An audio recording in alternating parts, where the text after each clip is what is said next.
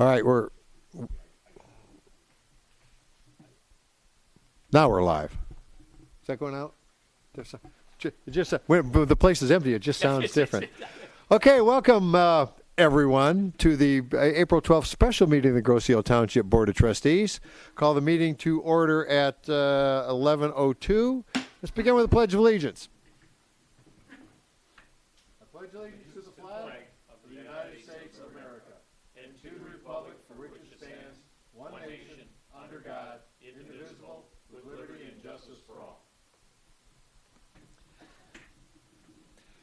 Okay, once again, welcome.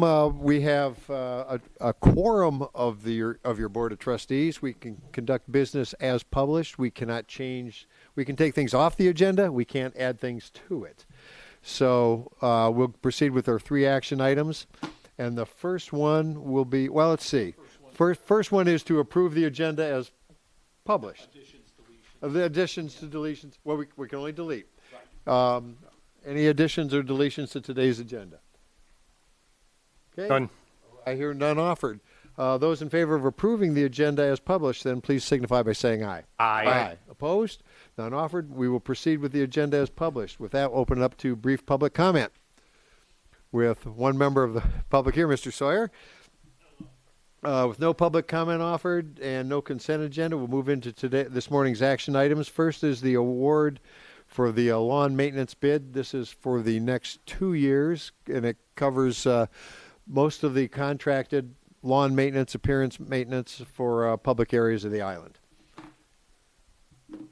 So with that, I guess. Motion. I'm looking through Motion. stuff here. I'm trying to find the motion for that. I will introduce the motion.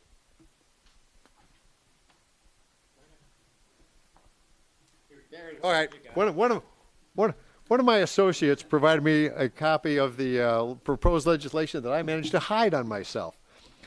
Okay, so we came down to 2 well-qualified bidders, and I'll just introduce the motion. I recommend the Grosse Township Board of Trustees award the 2019 lawn maintenance contract for a 2-year period to Moore Landscaping in the amount of $73,998. Second. Okay, I have a motion by the supervisor, seconded by Trustee Bletcher.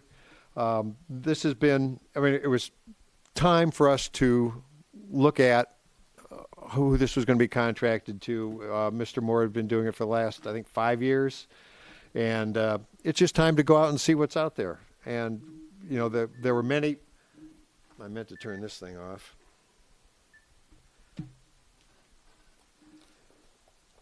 There are a lot of factors that went into it, and go into the history, purpose, and explanation.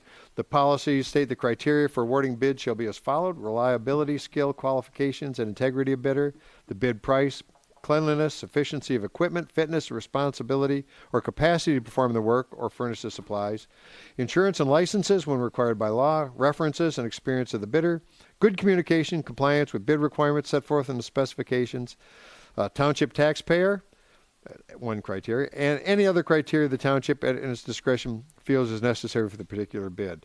Mr. Riem did his due diligence. We ended up with 2 bidders on it, and both had good references. We have a long experience with one, good references from the other, or a good reference from the other, and came down with our experience and the price. And my motion is to. I'm sorry. Any other comments from the board? Yes. Mr. Budney. Yeah, I unfortunately disagree. I believe there's a $4,000 difference. I believe, based on what this contract is for, cutting grass, we should go with the lowest bidder for a number of reasons. One, of course, being just the bid process. If we continually go out for bids and then give it to our locals who have been, are the people who have always done it, even though they're not the lowest bidder. And in this case, $4,000 is substantial. We're not talking $400 or $1,000 even. We're going to kill our bid process. We really are. We just went through this argument on another something with the DPS. It was the same thing. We had a lowest bidder, but they wanted to take the guy we always use. And that I understand that, and there's a comfort and everything, but come on, guys, this is cutting grass. It's $4,000, and God knows we need the money. And there are factors as to the business end of how this has gone on with Mr. Moore over the years, not wanting to follow our rules as to billing and pictures and other things. So I just think more so for the bidding than anything else. Our bid process, nobody's going to be putting in. You're going to get a one-man bid all the time because we always give it to to our guy, and I just don't think that's right. I don't see any overwhelming reason not to save the $4,000. Thank you, Mr. Budd. Any other comments? I look at this Fletcher. more along the lines of we have somebody with a very good proven record, track record that is on the island, has his equipment on the island.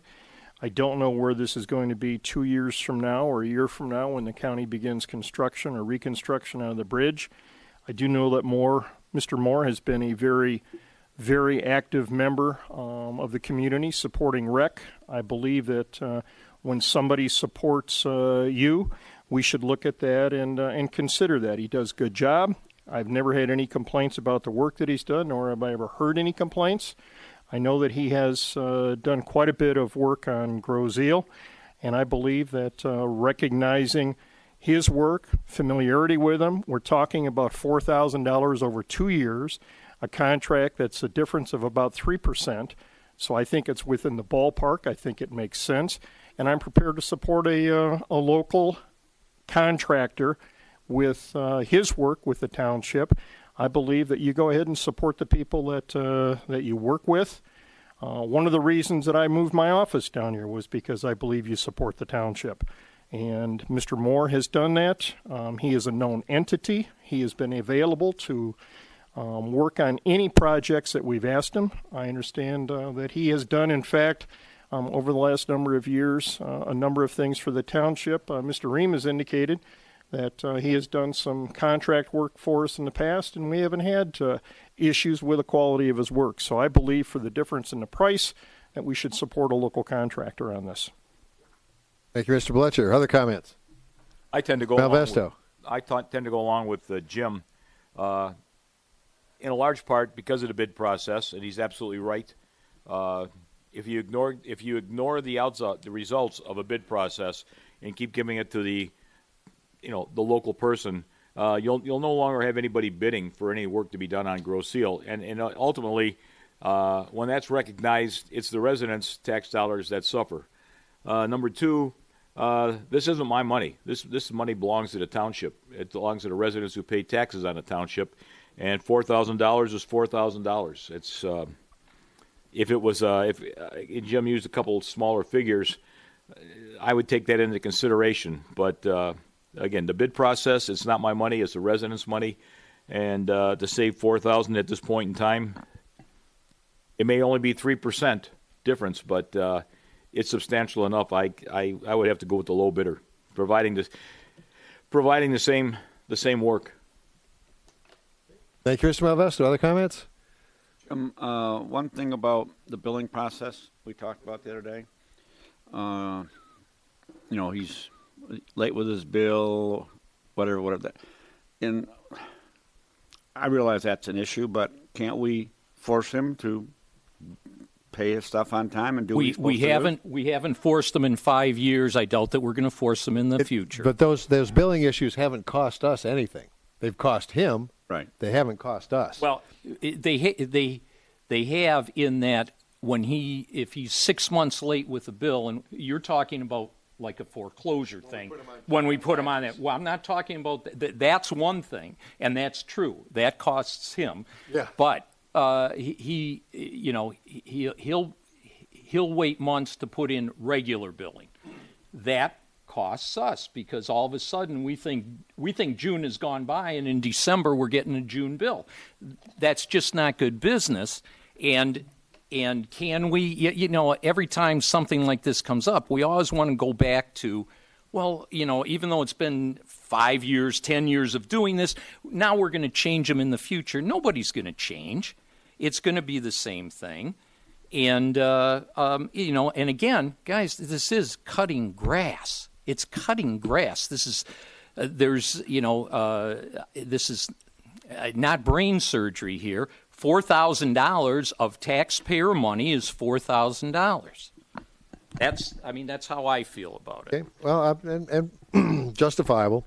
I'll go back to one of our, and as Mr. Ream and I were going through the comparing the bids, it was obvious that U.S. Lawn, there were a lot of omissions, and we tried to, and he got back in touch with their I'll call her their agent, and corrected them, but there were clearly omissions, and it brought the price up significantly.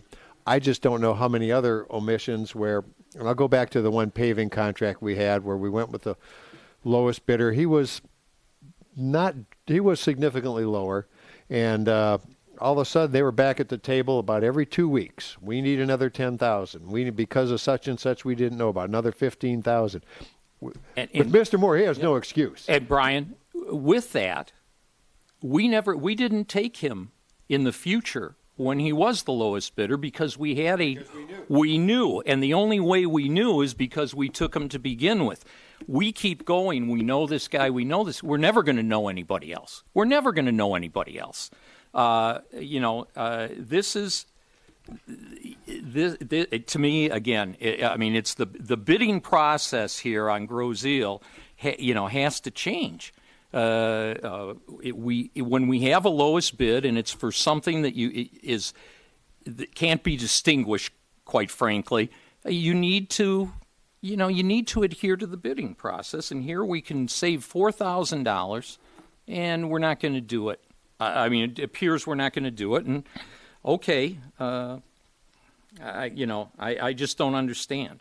But Jim, that's $4,000 with somebody who couldn't do the basics with the application process. Well, let me finish. If Mr. Ream has to call them back and say, "Hey, you've given us A to Z, but you missed C, D, E, F," that calls into question, in my mind, their ability to calculate the bid, to perform accurately. They're making revisions on their price based on things that we're telling them. Well, that's I don't hire somebody to go ahead and give a second and a third and a fourth bid or a fourth effort.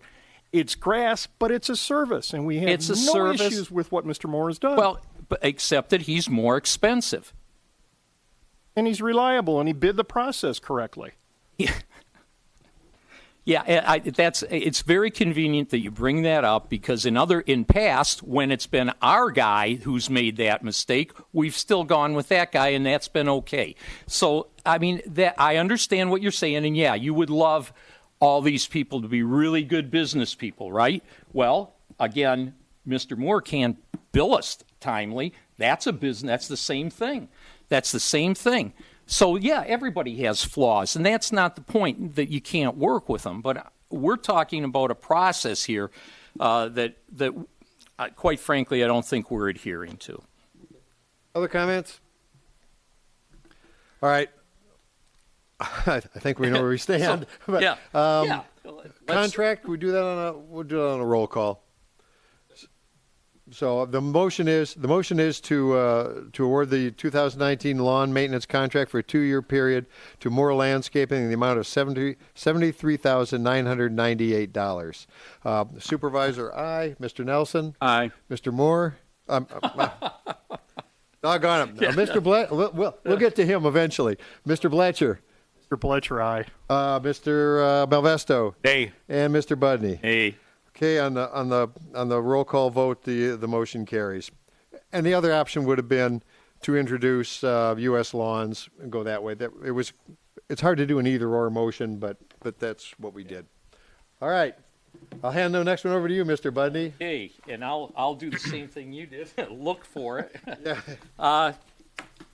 A motion before the board to prohibition of recreational marijuana establishments ordinance number 19-001. Support. Okay, moved by Trustee Budney, seconded by Trustee Bletcher, to adopt the prohibition of recreational marijuana establishments ordinance. It was a topic of discussion at our last regularly scheduled meeting. There is as our attorney advised us, and as we learned at the Townships Association conference, there is a timetable on this. And the sooner we get our position established as to where the township wants to go, rather than wait to find out what the state is going to come down with from licensing and regulatory affairs, the better we are able to protect the township's interests, the interests of our residents. So all the recommendations were adopt this prohibition. It gives us the time to, and plus the Grosse Ile voters said they didn't want recreational marijuana either. But this gives us our time to wait and see what the state comes down with from Lara, what would be possibly brought in, because we don't know that now. And if we opt out, then we can pick and choose what the state allows us to do, or what the processors, growers, et cetera, do, what we'll allow. If we opt in, then we kind of take what comes down whenever the state, I think it's by December 1st they have to have it done. It could be done sooner. So to establish our position before the state just gives us a better chance to defend the township's interests. Other comments on the recreational marijuana prohibition? Well, we can always opt back in, so, opting out is the thing to do, I think, at this point in time. And then we have time to find out what Lansing is going to do, and we can always opt back in. Absolutely, I would echo those. Brander, I think. Echo those comments. That, we agree, Jim. For once, that we we don't know what's going on, so I think it would be foolish of us not to opt out at this point. I think the issue is very simple. These are new waters. They are very deep. They are very rough. And we don't know what kind of shoreline this is going to crash on. And I look at that in light of our study session we had on Monday night, where we had Planning Commission coming in and saying, hey, you have these kinds of considerations. ZBA is going to be weighing in on those issues. The police department, it's not only a law enforcement matter, but police have looked at it and said, how do we go ahead and avoid the experience that Colorado is suffering through right now, as you've articulated so many times, Mr. Supervisor. It's also a health and welfare thing. I think that community development's going to look at it. Are we going to have to pass an ordinance regarding inspections of homes after you've had marijuana growing there, because at least for the potential for mold and other issues in there. And how do we go forward on that? And if we pass a no right now, notwithstanding criticism that we seem predisposed toward this, it gives us options down the road to regulate those things, to take care and address those concerns. That's what I'm concerned about. The township clerk has used the term "not in my backyard." I think it goes beyond that. It's a health and safety concern for people that move into those houses after the operations have continued. What are we going to be able to do to regulate those? All of those are questions that Colorado has not been able to answer successfully. And the number of plants and the amount of marijuana that can be grown here is much higher than what Colorado did. I think it's a problem that we need to step into and say, not now, let's take a long look at this, maybe not ever. Along those lines, even opting out, I believe our police and fire, just by the fact that recreational marijuana is legal, are going to have an increase in their workload. With nothing else, you add growing, testing, selling, and it's just going to compound the problem. So especially, it would really compound the problem, as everybody said, when we don't know what those rules are going to be for those. Well, and there's some things that I'm confident that we haven't peeled back all the layers on the onion here. What do you do with a volunteer firefighter that is employed elsewhere that has a zero tolerance for THC or similar in their system, and they respond to a fire in a house where there are plants that are growing? That strikes me as a problem for that individual, because if they go back to an employer and say, random testing, today's your day, how do you deal with that? They may have completely failed to have any contact with marijuana on a recreational basis, but there is a professional there responding, and they got a problem. There's just it's a very complex issue. There's a lot of layers to it, and I think this is the best way to go. Mr. Sordi had a. You're coming up for a reason, so. Yeah, no, just to be. Not to say no comment. Yeah, right. No comment. Just to be clear on what was adopted, the draft that you have, Mr. Malvesta pointed out to me is correct. So when I would present it, it was 2018. So the 2018 on the top where it says adopted and effective, there's their 2019. The other references to 2018 in the ordinance draft itself reference the law and part of the definition. So, yep. And just so everybody's clear on how this goes, right? Ordinance, publication, and it goes to Laura, and so they know we have one, that type of thing. Okay. Thanks. Thank you, Mr. Sordi. Other comments? Okay, and again, this is an ordinance. It'd be another roll call vote. So the motion is to adopt ordinance 19-001, the prohibition of recreational marijuana establishments ordinance for Grosse Ile Township. And an aye vote is for prohibition. Supervisor votes aye. Mr. Budney? Aye. Mr. Malvesto? Aye. Mr. Nelson? Aye. Mr. Bletcher? Aye. Okay, the motion carries. The ordinance is adopted. 30 days after today, it takes effect. Action item number 3. Small cell, and we. Is there? File accidentally by me. Do we have an actual motion, or should I craft one? I have one. You have a motion. Okay. Good thing we don't do these day meetings off. This is kind of new territory. The first Trustee two Budney, I involved. agree. It's Friday. Obviously, these items that were brought up for this meeting Monday night made it tight. The bid review made it very tight for me, so I'm sorry we don't have a lot of detail provided to this information.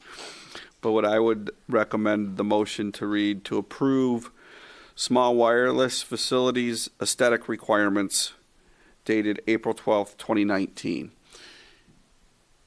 The information that Attorney Jeff Forrester gave us has today's date on top of it. He did make some revisions from the draft you saw Monday evening. And this is a regulation for planning and zoning as opposed to an ordinance. Correct. That was the distinction I needed to know. Okay. Yes, sir. And in the future, we may want to do an ordinance. He's already looking into a detailed permit requirement process that we can also do. But he, because of the FCC deadline, asked that we adopt this today. Okay, so then the motion will be to adopt the, as a regulation, then the small wireless facilities aesthetic requirements for Grosse Ile Township dated April 12th, 2019. We have the document in front of us. As we are learning, again, we're also drinking from the fire hose again because this is happening very quickly. And I was disappointed to find out this FCC ruling notice had been out there, and we're finding out about it at the absolute 11th hour that we have to have something decided by April 15th. And again, this FCC ruling, publication has been out for 6 months or so. So, Mr. Sordi, you're here to make me sound even smarter. So, right, so you hit upon it. The problem was, the adoption of the FCC regulations are different from the state statute, right? And that's what presents the timing problem, because the state statute references ordinances adopted by a June date. So I spent some time talking with Jeff.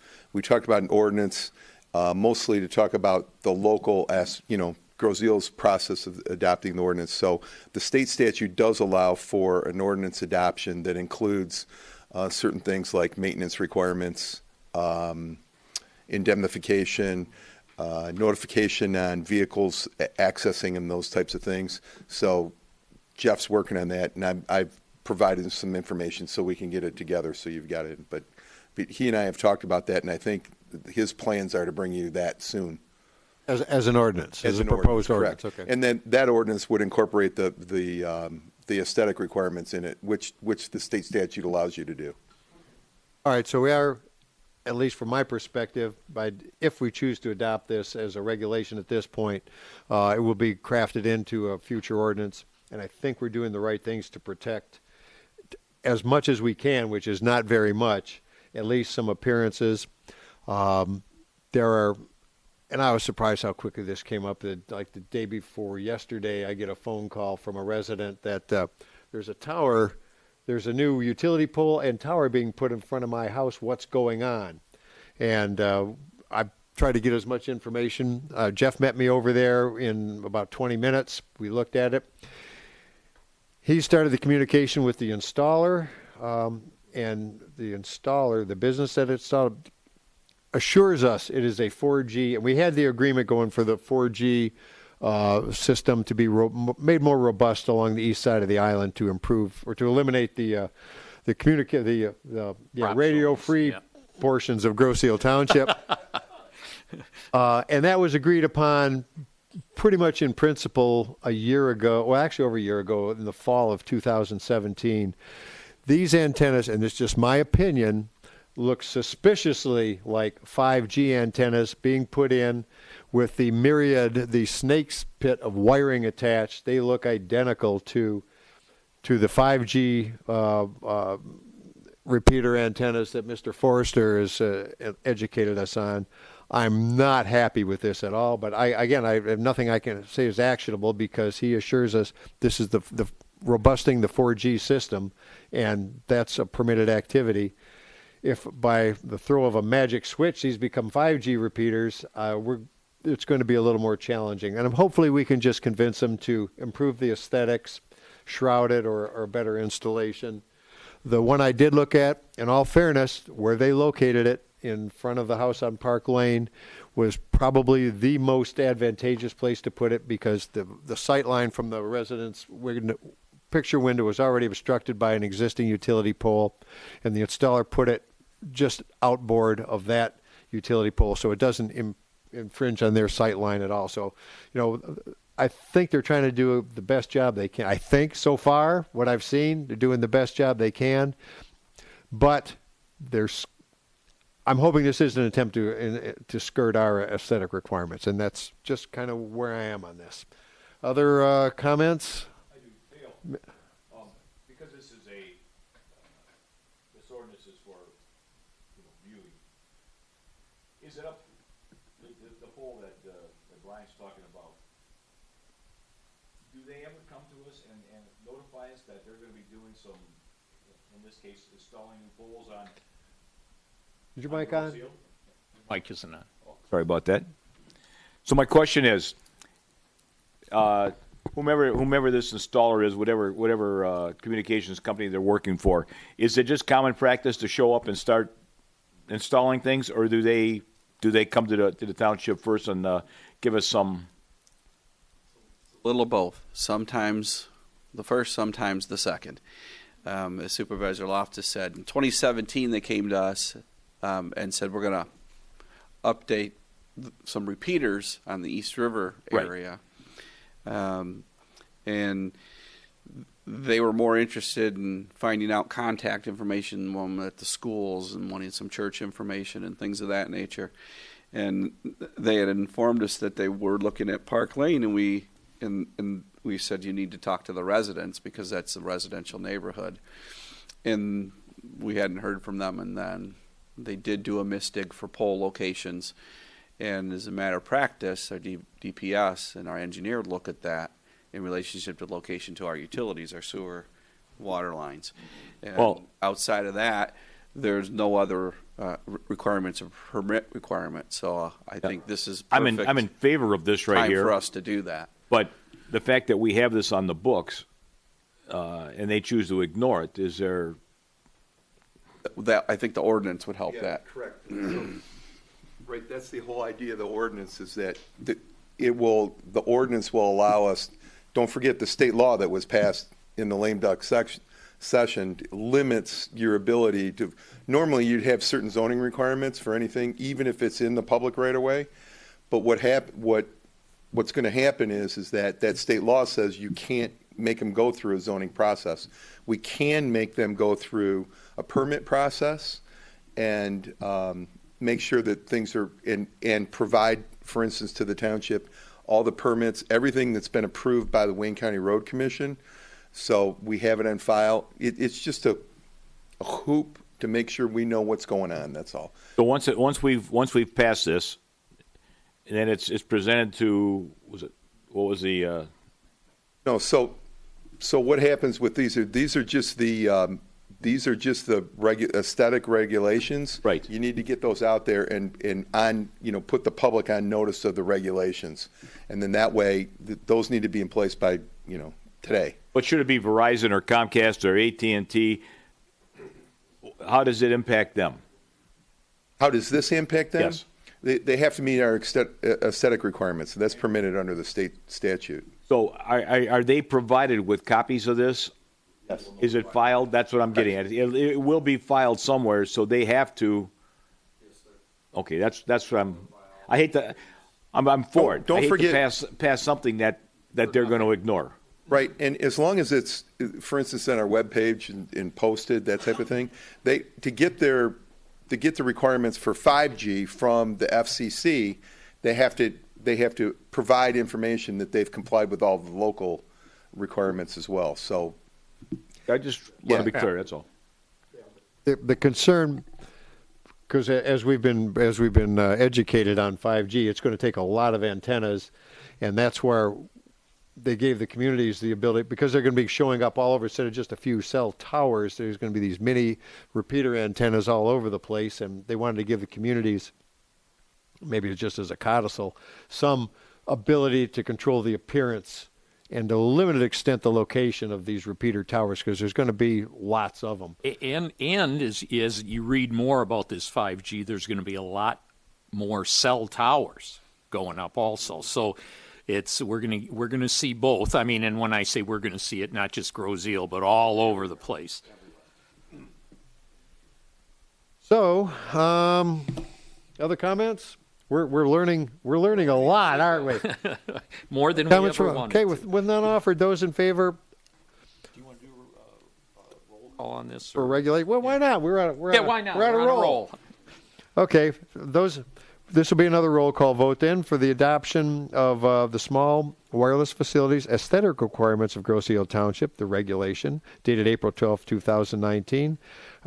We'll choose by roll call vote. And Mr. Malvesto? Approve. Mr. Budney? Aye. Supervisor Loftus, aye. Mr. Nelson? Aye. Trustee Bletcher? Aye. Motion carries. That will be added to our planning and zoning requirements and presumably incorporated into a draft ordinance. Again, that'll be for the board's approval at a later date. That concludes our action items. Comments from board members?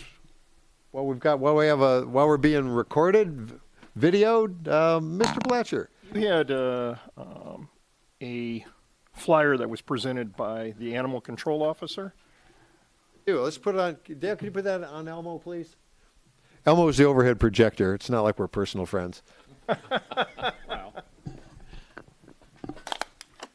And Mr. Riem is capable of operating Elmo. Kind of. It's not a perfect science, but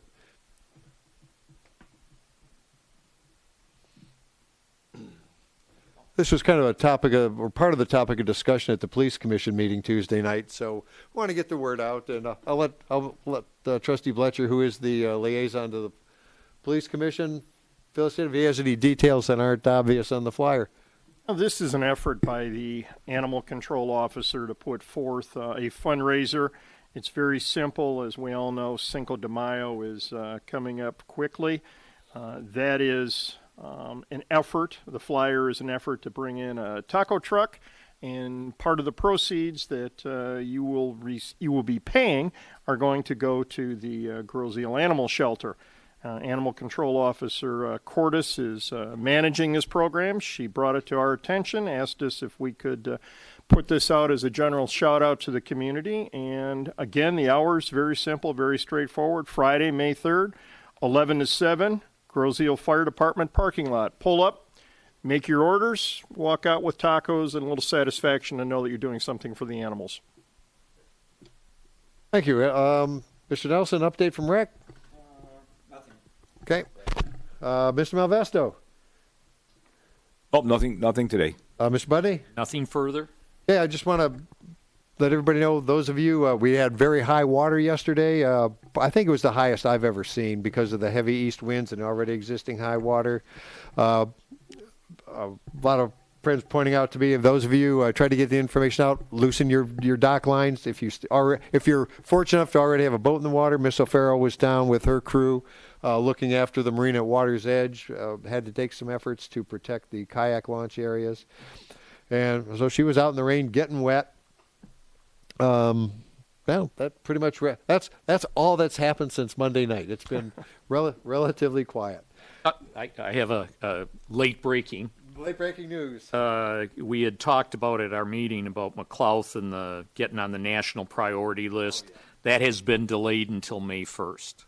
So instead of mid-April that we were hoping for, EPA has delayed that till May 1st. This is the second postponement on that listing, but Mr. Kelly is confident it will be published in the Federal Register and it will be on the list, and the work will continue. But thanks for the update.